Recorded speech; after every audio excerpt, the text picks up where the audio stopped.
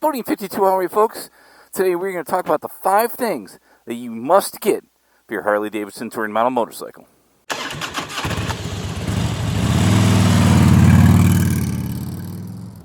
Okay, these are in no particular order, and they're not all glamorous and sexy.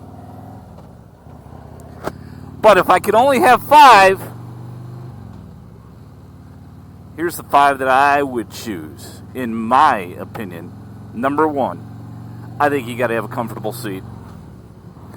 I happen to ride a Mustang 2-up, one-piece seat, which I love, taking it from bike to bike. But to me, you got to have a comfortable seat. If that comfortable seat happens to be the stock one, and you can ride long rides on it, and you don't need to see a chiropractor or take meds when you get home after, then you're probably in pretty good shape. Keep that seat. If you don't have that, go get another seat, no matter if it's a Mustang or something else. Number 2, a backrest. You know, I always thought for the longest time that backrests just don't look cool on the bike. And then I started thinking, you know, my back aches a little bit. Maybe I should put one on, especially for these long rides. Well, guess what? I'll never not have a backrest now.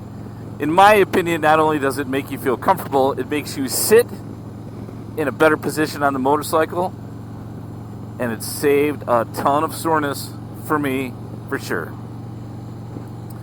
Number 3, I think a windshield is critically important for a couple reasons. Number 1 is you don't want stuff hitting you. If you can at least avoid it, and I'm talking rocks and, you know, stuff that may, you know, really hurt. You know, part of riding a motorcycle, and I have my face shield down right now because I got pegged earlier today. But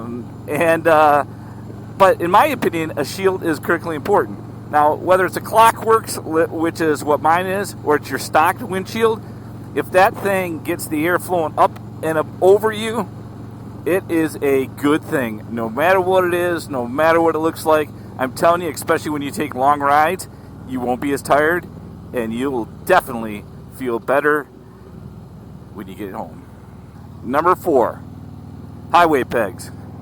Especially if you are riding long rides, you are going to want to stretch out. I am 6'3", and I'll tell you what, if I didn't occasionally stretch out on long rides, that not only helps my back, but it makes me more comfortable and stretch out my legs so I can actually go longer on the motorcycle. I'm more comfortable, and better yet, again, when I get home, I'm not having to sit down on the couch. And number 5,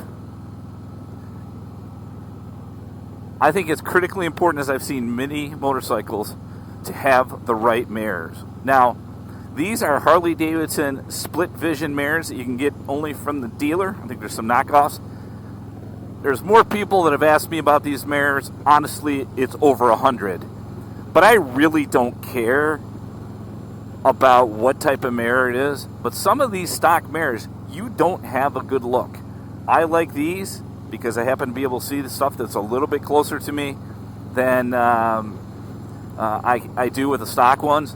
But I'll tell you what, you can see some of those mirrors, and you go, man, I can barely see. I'm always adjusting it. Just make sure your mirrors are good. If the stock ones are good, hey, that's cool.